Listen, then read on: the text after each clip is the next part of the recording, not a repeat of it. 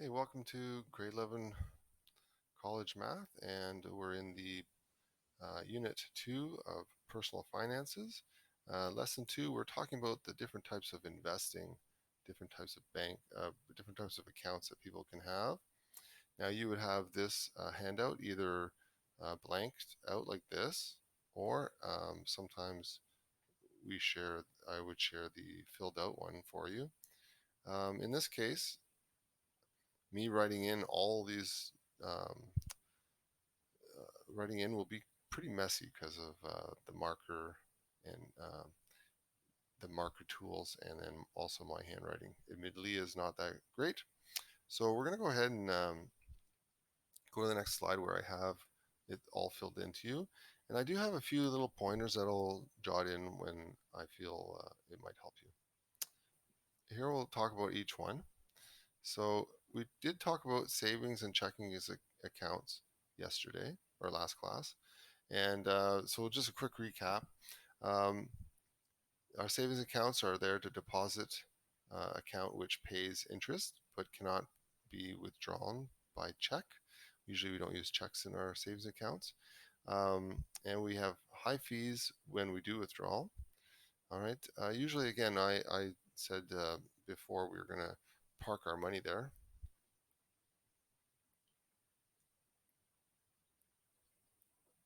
Right. You're going to park your money. Okay. Where can you get these? Well, and then sorry, we'll go with the checking account. The checking one is a transactional account for deposits and withdrawals. So this is kind of a daily use, let's say. Okay. So you get this at a bank, at a trust company, at a credit union. The level of risk is very low. You're not having any risk here. There's no one's gonna other than a bank robber, no one's gonna lose your money. Possible rate of return, very low.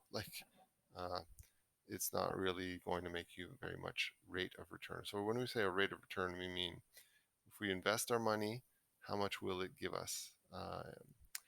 So this is minimal. Okay. Um, Pros. Well, you can always get your money, so it's not locked in there. Fees can be waived for students. Those are good things for you guys. What are the cons? Now, our whole thing is about investing. These aren't great investment tools, these two accounts. Very low interest rates. They may have fees. So these are not ideal for investing.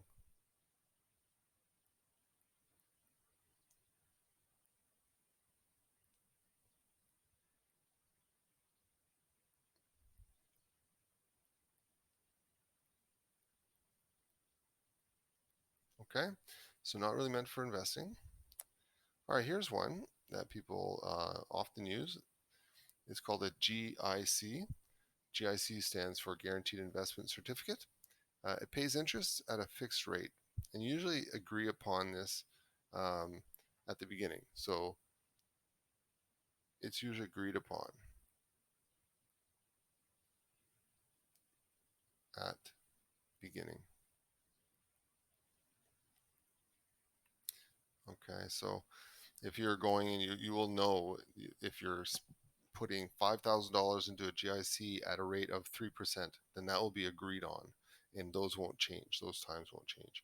Now the bank likes that because they can go and use your money that you've left with them, but they can go and lend it out to other people with mortgages or high interest loans, and they can actually make more money by using your money than the interest rate they're going to give you, because they could give you a 3% rate but charge someone else a 7% rate for a line of credit or a big loan. Okay. Anyways, it has its purposes. So where do you get these? Banks, trust companies, credit unions. Okay, level of risk very low. No one's going to touch your money. It's not going. It's just going to go up. It's not going to ever go down. It's just going to go up by the rate you asked for it, or you agreed. Possible rate of return, medium to low. So it's still not like we're talking about 2%, 3% maybe. I haven't looked at those rates in a while, but we're not. You're not coming close to let's say the stock market averages 7%, well, you're down at 3% or 2%. What are the pros? They're safe and it's easy to obtain. They'll give it to most adults. I don't know about children, but maybe to children if your parents sign up for it. The cons, the money is locked in until the fixed date, and it's not really a great interest rate. So here's the problem with it. It gets locked in. So you really have to be sure you don't need that money for 5 years when you set up it. Now they sell, 3, 5, maybe a 10-year GIC, and it's really meant to park that money like um, for a long time and not touch it. So if your personality best, if you think that might be something you can do and not touch that money, then go for it. That might be a good place to put something safe for a long time. But if you think you're going to use it and need it in half the time, then you wouldn't want to do a GIC. Okay, so what about mutual funds? Well, mutual funds are very popular, very good tools. Okay, so mutual funds, we're talking anyone who wants to invest. So investments where people pool their money together to buy stocks, bonds, and assets. Okay, well, you're not pooling it together. There's usually a fund manager. So if you're leaving your money at the bank and you say, I want to invest in mutual funds, they'll take your money, pool it with other people's money, and we're talking about thousands of people, not even people just at that bank, people across the world, across TD Bank or across all Bank of Montreal's, whatever, all investing in that mutual fund. And then there's a fund manager who picks and chooses the stocks and bonds and the different things that are inside the mutual fund. So if the fund manager does a really good job, then the mutual fund can do really well. And then as a customer, you can get real great benefits from that in your investment. It says bank. You could also do this at some brokerages. So a brokerage is somewhere where like you buy and sell stocks. Well, we say it's a low to high risk, so you can actually talk to your bank and they'll sort of interview you and say, what type of person are you? Do you like little risk or high risk? And so they can put you in a mutual fund that um, suits your goals, okay, or your tendencies. Possible rate of return depends on the level of risk. So the higher risks tend to have um, higher returns. Lower risk, lower returns. Pros, easy to obtain, possibly make money. So you could make a good, decent amount. The cons, there may be fees. So remember this fund manager again?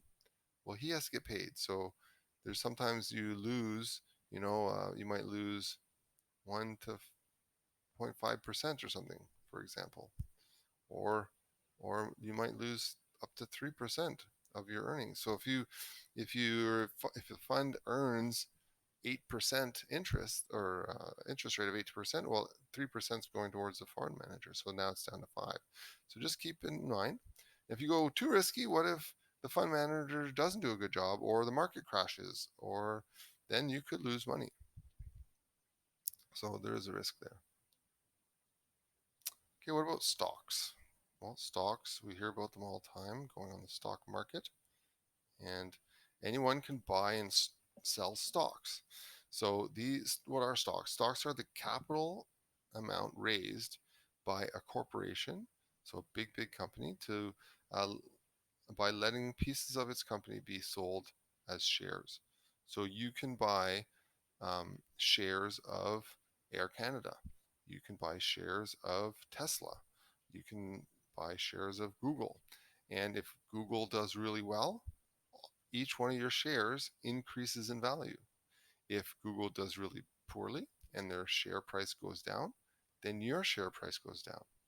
So, but what we see with a lot of these companies, the big ones, the Apples, the Microsofts, Googles, over time, they might have some bad years, but over time, right, they might dip, come back up. Over time, they go up and up and up. And that's because of innovation. Like companies and corporations are constantly innovating. So they are getting better and better. People want their stuff. We keep buying the new iPhones. Um, we keep seeing advertisement on Google. So Google keeps making money. And slowly but surely the prices go up. But we hear about sometimes the crash, like a crash here and a crash here. And it could hurt a lot and you could lose a lot of money.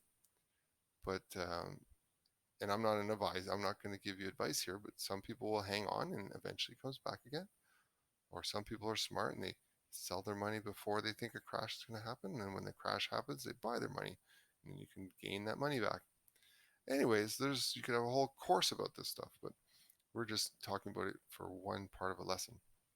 So where do you buy this? You have to buy it through a brokerage account. So you can do that through your bank. So every bank has a brokerage unit part of their bank. So TD has um, a bank trading area and Bank of Montreal.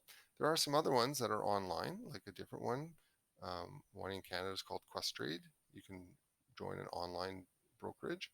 And there's many other ones that you can do that you join. So again, you have low to high depending on their stocks. Okay. So again, if you buy something like, I don't know, Rogers Communication. They're pretty low risk. They have people subscribe to them and get TV packages from them, and they don't go up and down that much.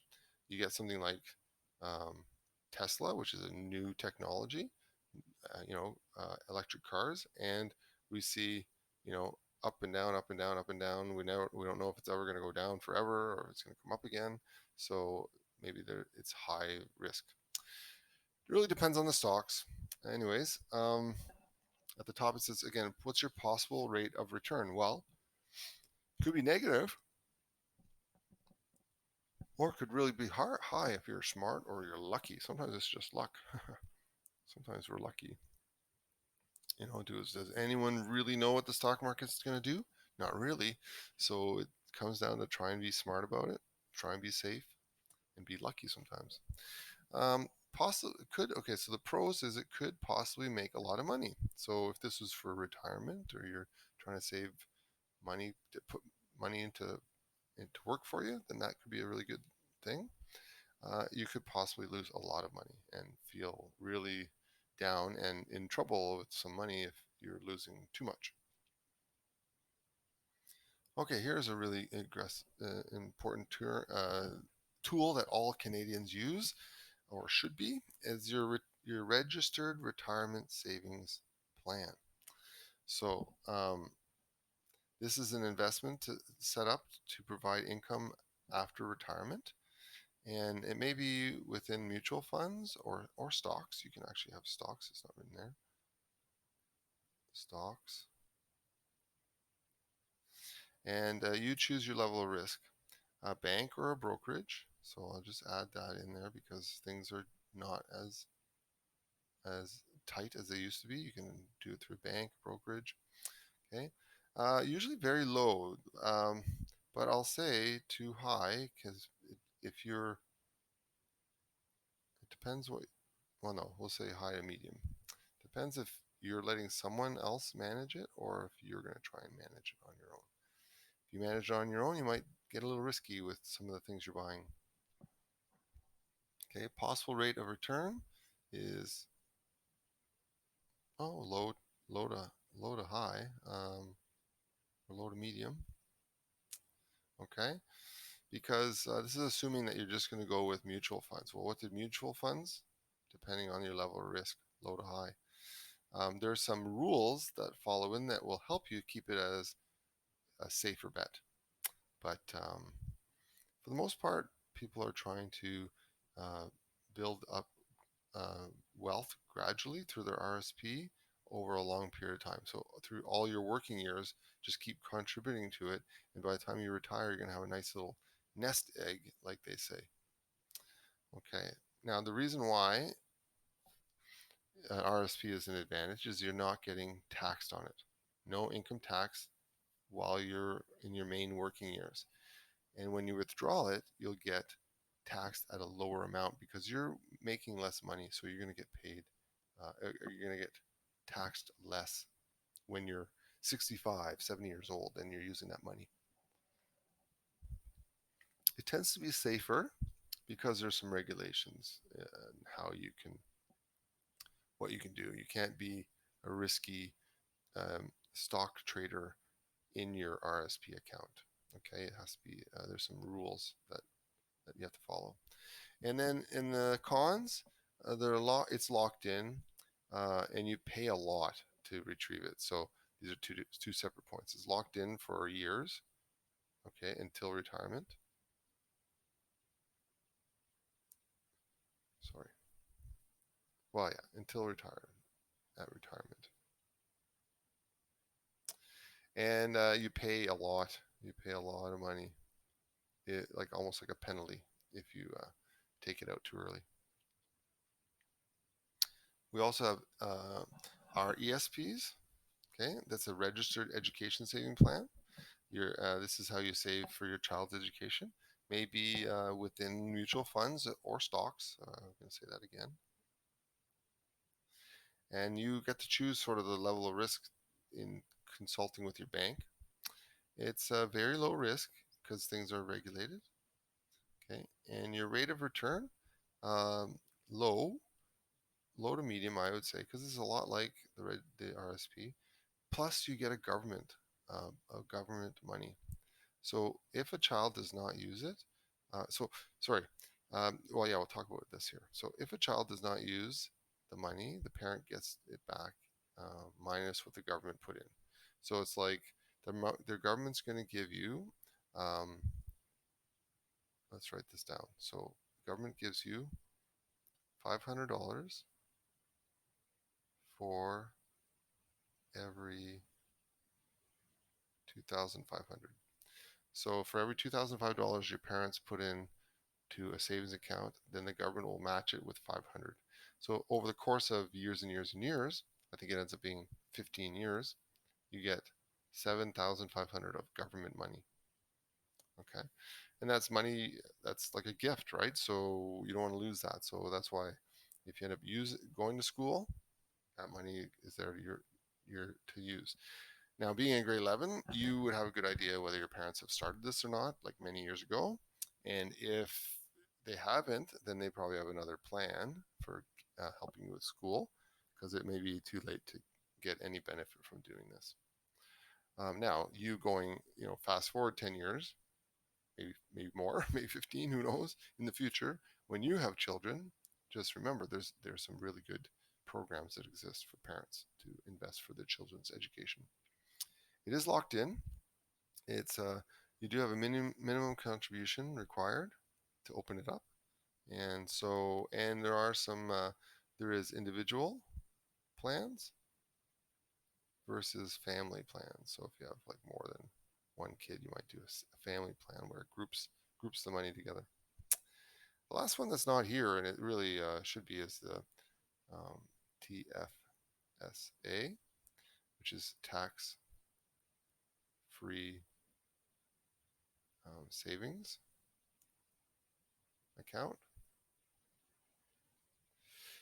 You can get this at the bank. Oh, bank. Um, well, again, I would say low to high. I mean, it really depends on what you're investing in. Okay, you could get stocks. You can get mutual funds.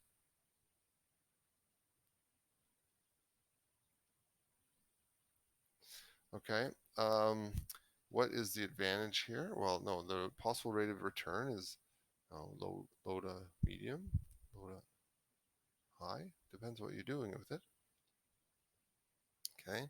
So what is the biggest advantage? No tax. So you pay no tax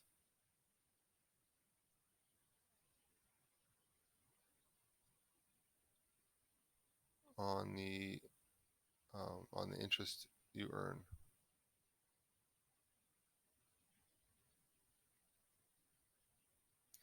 Okay. It what else? It's not locked in, so that's actually an advantage. So keep going. Not locked in.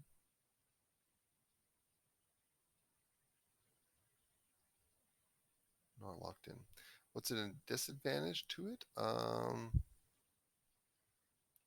Well, hard to invest in U.S. Funds.